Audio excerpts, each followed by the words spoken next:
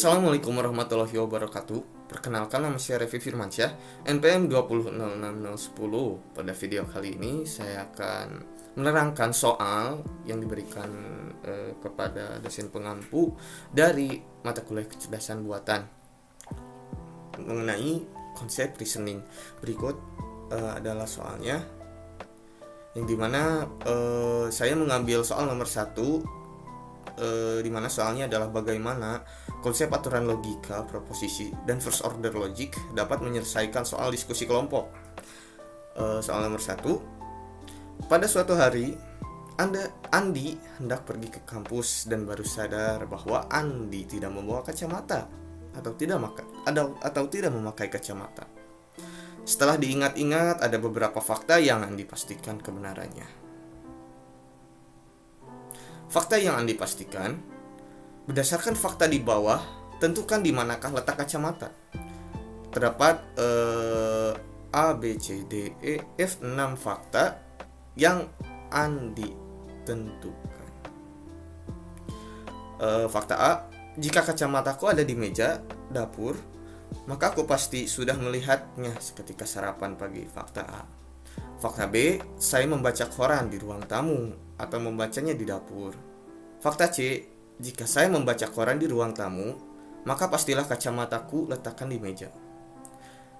Fakta D: saya tidak melihat kacamataku pada waktu sarapan. Fakta E: jika saya membaca buku di ranjang, maka kacamataku letakkan di meja samping ranjang. Fakta F: jika saya membaca koran di dapur, maka kacamataku ada di meja dapur. Berikut adalah jawabannya. Logika proporsional.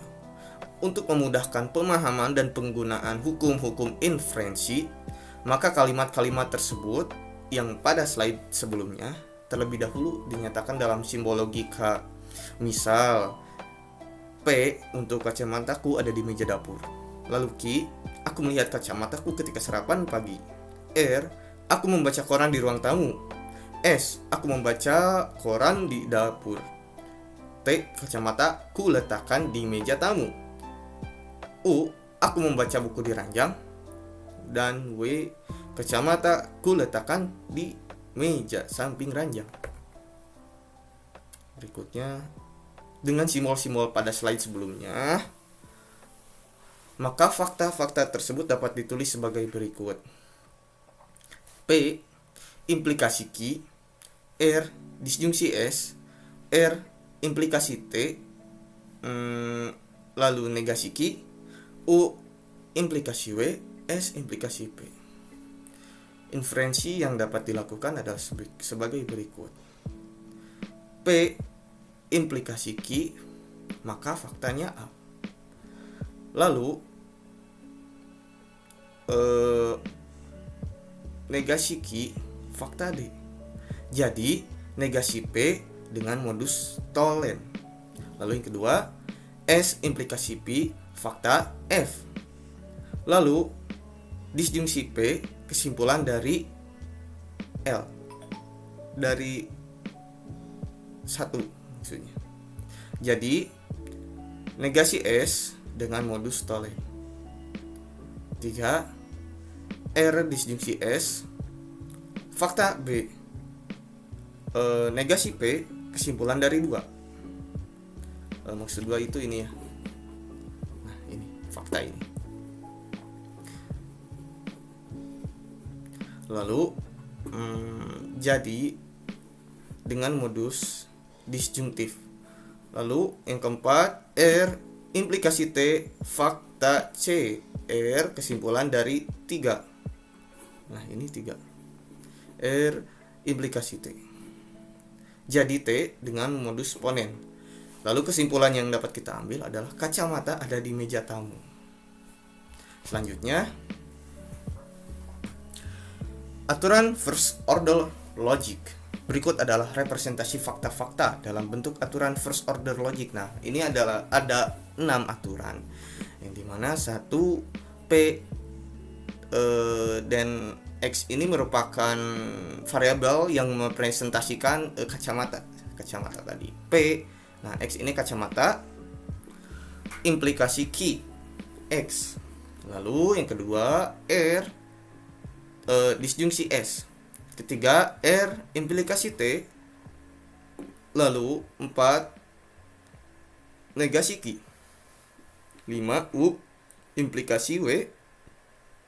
Yang keenam S implikasi P.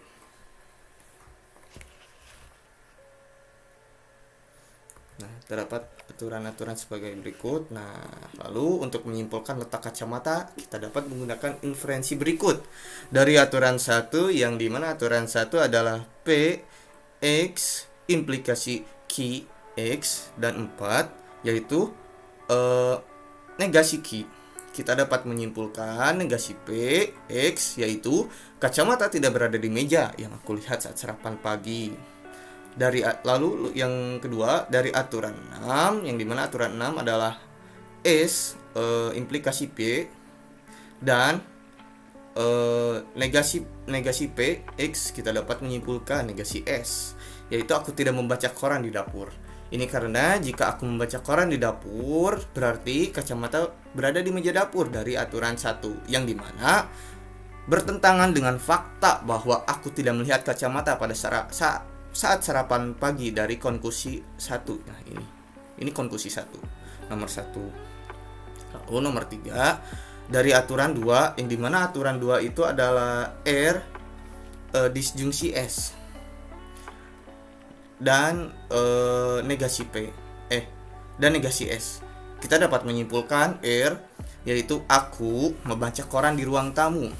Ini karena jika aku membaca koran di dapur, berarti kacamata harus berada di meja dapur dari aturan 1. Itu dari aturan 1 yang bertentangan dengan fakta bahwa aku tidak melihat kacamata pada saat sarapan pagi dari konklusi A. Nah, ini adalah konklusi A. Nah, ini 4 dari aturan 3, di mana aturan 3 adalah R implikasi T, dan R kita dapat menyimpulkan T yaitu kacamata berada di meja tamu.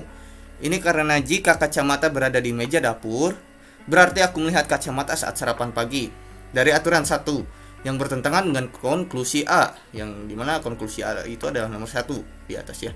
Sebaliknya, jika kacamata berada di tempat membaca koran di dapur, berarti aku membaca koran di dapur